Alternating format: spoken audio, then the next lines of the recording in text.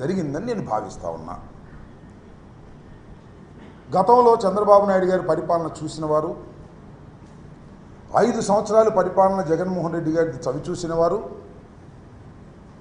ఓట్లు వేయడానికి వచ్చినటువంటి తీరు చూసినప్పుడు నాకు చాలా ఆశ్చర్యం వేసింది. ఉదయం నేను 7:30-8 గంటలకు వెళ్ళా. అప్పటికే బారులు తీరి ఉన్నారు. నేను అడిగే 8ంటికి వచ్చారమ్మా అని. మేము 5ంటికే వచ్చామండి అని అన్నారు. అంటే 5 గంటలకే మహిళలు, వృద్ధులు వచ్చి లైన్లో నిలబడ్డారు. పెద్ద ఎత్తున లైన్లో నిలబడి తన ఓటు హక్కును వినియోగించుకున్నారు. దీనికి కారణం ఏమిటి, దీనికి సంకేతం ఏమిటి అనే విషయాన్ని మనం ఒకసారి ఆలోచించాలి. నేను లైన్లో ఉన్న వారందరినీ చూసే ఎక్కువ మంది వృద్ధులు, వికలాంగులు, మహిళలు ఎక్కువగా ఉన్నారు.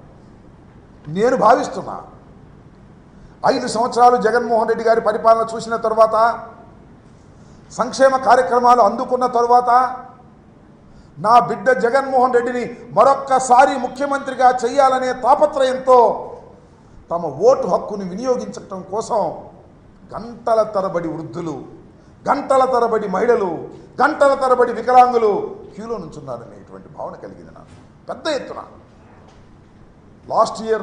లాస్ట్ ఎన్నికల్లో జరిగినటువంటి పర్సంటేజ్ సుమారుగా 79-80% ఉంది.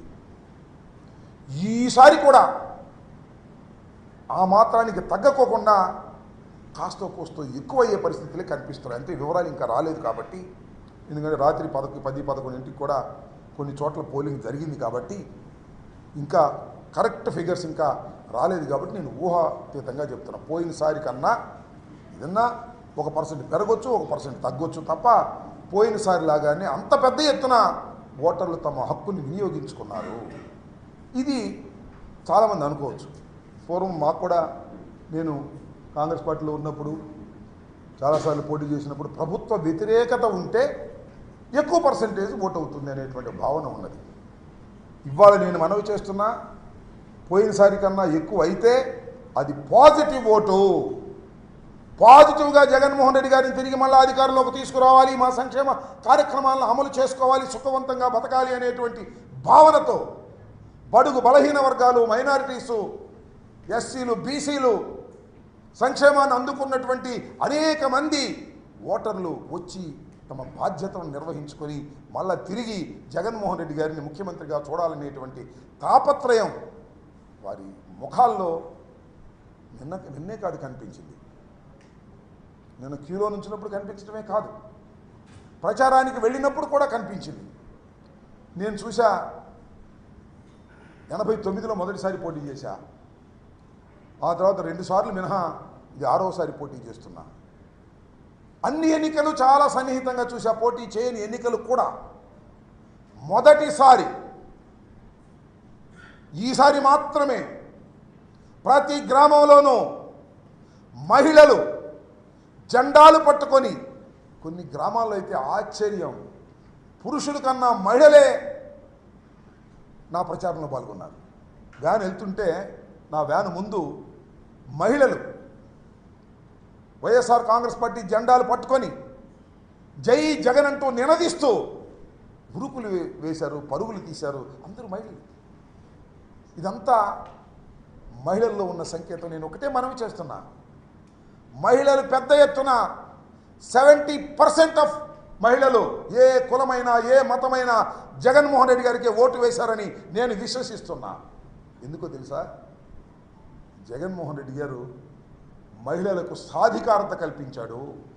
అమ్మఒడి మహిళలకు ఇచ్చాడు, డోక్రా మహిళ రుణమాఫీ మహిళలకు ఇచ్చాడు, ఇళ్ల పట్ట మహిళలకు ఇచ్చాడు.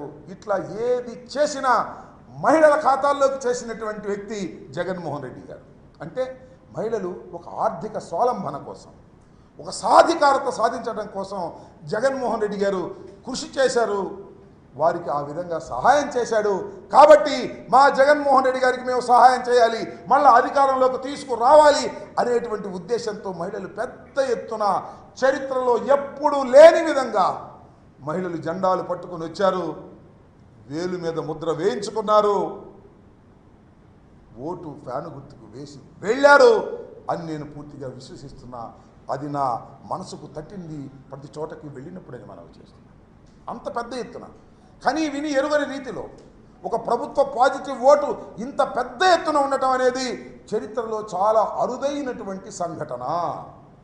5 సంవత్సరాలు పరిపాలన చేసిన తర్వాత నాకు అది జరగలేదు, నాకు ఇది జరగలేదు అనేటువంటి ప్రభుత్వ వ్యతిరేకత ఉంటుంది.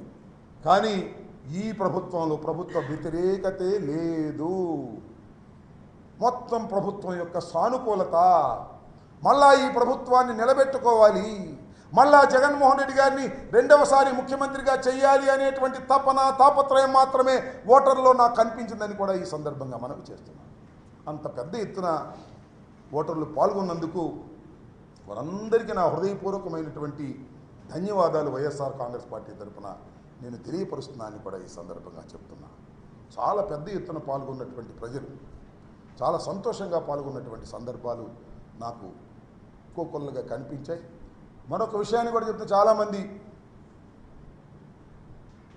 మేము గెలుస్తామని తెలుగుదేశం వాళ్ళు ఏదో సాధిస్తామని కొన్ని ఎల్లో పత్రికలు, ఏబిఎన్, ఆంధ్రజ్యోతి, లేకపోతే ఈనాడు, లేకపోతే TV5, లేకపోతే తెలుగుదేశం చంద్రబాబు నాయుడు గారు, పవన్ కళ్యాణ్ గారు ఎంతమంది వచ్చినా నేను ఇవాళ చెప్తున్నాను, 4వ తారీఖు 12 గంటలకు చూడండి, అత్యధిక మెజారిటీతో జగన్మోహన్ రెడ్డి గారు ముఖ్యమంత్రి కాబోతున్నారు.